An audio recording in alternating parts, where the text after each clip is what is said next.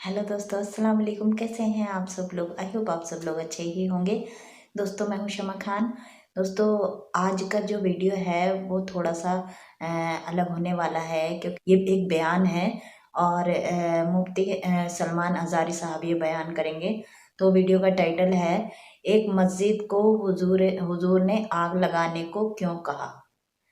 दोस्तों, बड़ा थोड़ा अजीब सा है टाइटल कि मस्जिद को हुजूर पाक ने आग लगाने को क्यों कह दिया। तो दोस्तों, ये तो वीडियो देखने के बाद ही पता चलेगा।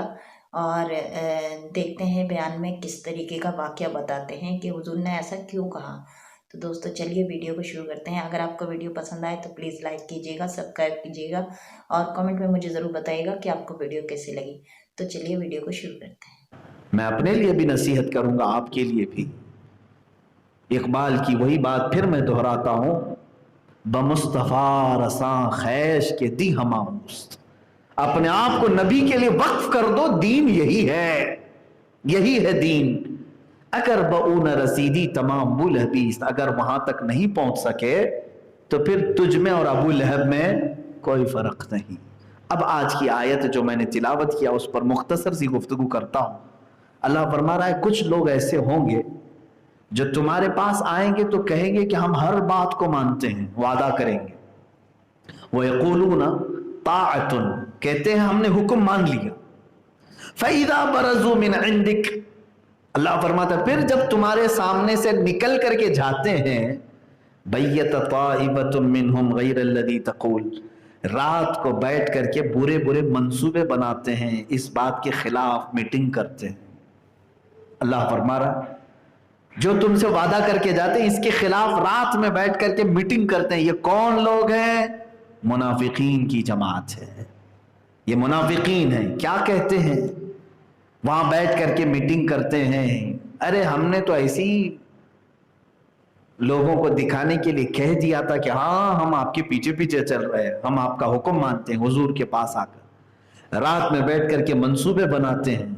अल्लाह फरमाता, वल्लाहु यक्तुबु मा युबय्यितून, जो कुछ रात में उन्होंने मंसूबे बनाए अल्लाह सब लिख रखा है, हर चीज लिखी हुई है।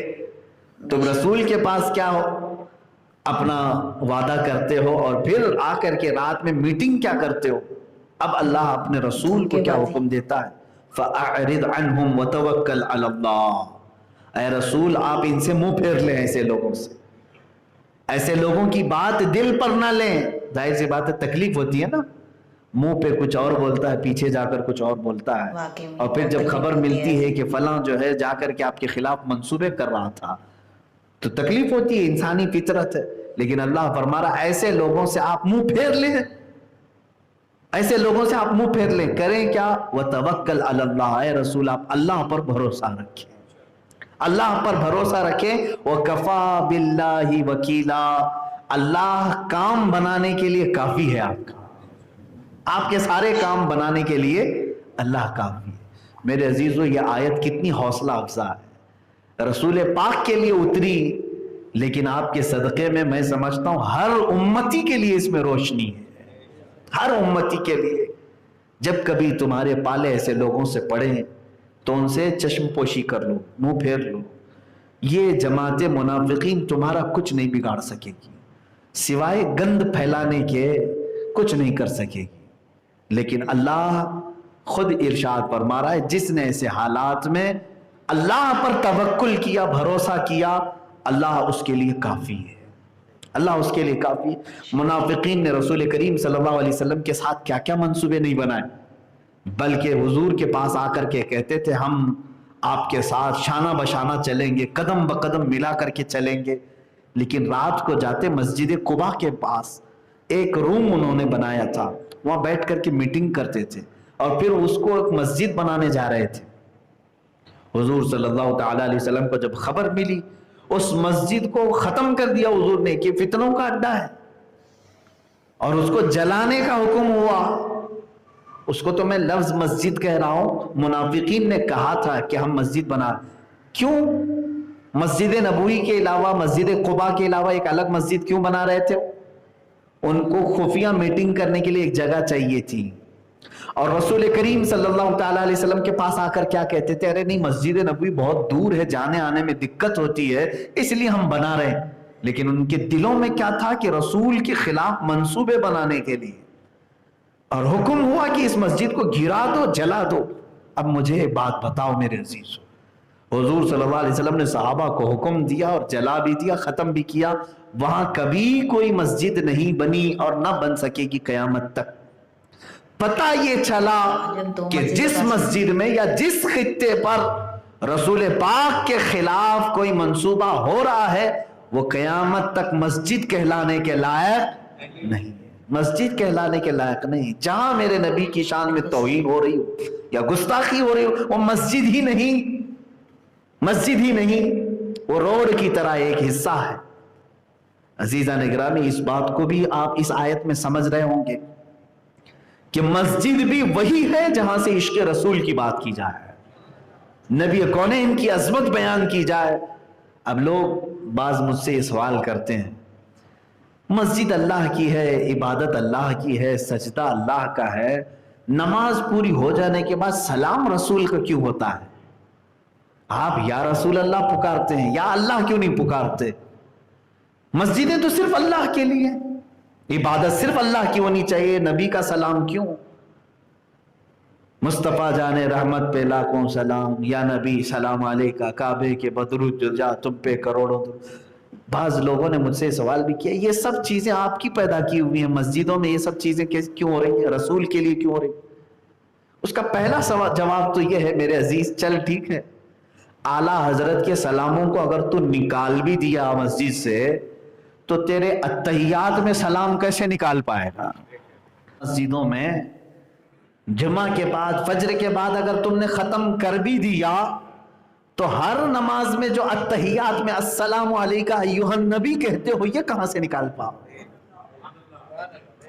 سلام کہاں سے نکال پاؤ؟ اور وہ بھی تو مسجد میں ہی ہو رہا ہے۔ ارے میاں، تجھے تو شکر کرنا چاہیے تھا، ہم سلام پھیرنے کے بعد، پوری نماز ہونے کے بعد کھڑے ہو کر کے سلام پیش کر رہے تھے، لیکن مولا کو یہ گوارا نہیں تھا، اس نے نماز میں ہی اپنے نبی کا سلام رکھ دیا، نماز میں اپنے نبی کا سلام رکھ دیا کہ تو نماز میں رسول پر سلام بھیج۔ اور سلام ہے کیا؟ درود ہی ہے نا۔ اب مجھے بتاؤ، اتحیات میں اشہد ان لا الہ الا اللہ پڑھتے ہو، اس کے بعد اشہد ان محمد عبدہ ورسولہ ہو گیا، اس کے بعد کیا ہے؟ درود ابراہیمی پڑھتے ہو کہ اللہم صلی علی سیدنا محمد وعلی آل سیدنا محمد کما صلیت علی سیدنا ابراہیم وعلی آل سیدنا ابراہیم فی العالمین انک حمید مجید۔ آپ اتحیات کے بعد یہ درود پڑھتے ہیں، یہ بھی تو سلام ہے۔ درود و سلام اللہ نے نماز میں رکھ دیا تمہارے، تم بعد کے سلام کا اعتراض کرتے ہو۔ ایک تو جواب یہ ہے، اگر تم یہ اردو کے سلام نکال بھی دو گے، عربی کے سلام سے بھاگ نہیں پاؤ، کرنا پڑے گا تمہیں۔ دوسری بات تو یہ ہے کہ میرے عزیز، مسجد زرار جو مدینے میں بن رہی تھی، تیسری مسجد بن رہی تھی، منافقین بنا رہے تھے، وہ منافقین بھی تو عبادت ہی کے لیے کہہ رہے تھے نا، ہم یہاں نماز ہی پڑھیں گے، عبادت ہی کریں گے، رکوع سجدے ہی کریں گے، پھر بھی اس مسجد کو ختم کرنے کا حکم کیوں آیا؟ اس لیے کہ وہاں نبی کا ذکر وہ نہیں کرنا چاہتے تھے، حکم ہوا کہ جہاں نبی کا ذکر نہ ہو اس مسجد کو ہی ختم کر دو۔ پتہ یہ چلا کہ مسجد اللہ کی ہوتی ہے، لیکن جہاں تمہارا سر اللہ کی بارگاہ میں جھکتا ہے، دل کو رسول کی بارگاہ میں جھکانا ہوگا۔ اور میرے عزیزو، ہم سر جو جھکا رہے ہیں، کتنا جھکنا چاہیے؟ رکوع میں کتنا جھکنا چاہیے؟ سجدے میں جا رہے ہیں، سجدہ، زمین پر پیشانی ٹیک رہے ہیں، یہ ساری جو ایکٹیویٹیز ہیں، کھڑے ہوئے پہلے، پھر رکوع میں گئے، پھر سجدے میں گئے، تم عبادت تو اللہ کی کر رہے ہو، لیکن یہ طریقہ کس نے بتایا تمہیں؟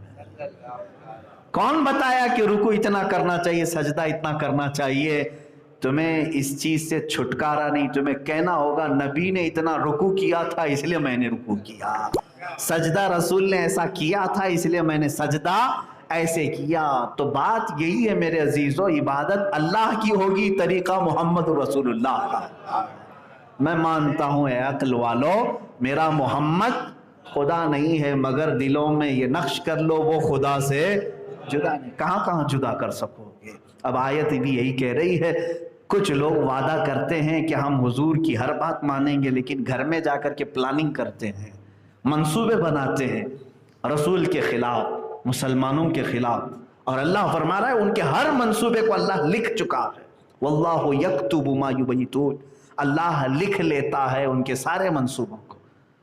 آپ کو یہ فکر نہ ہو میرے عزیزوں کہ یہ کیا کیا کر رہے ہیں منصوبے.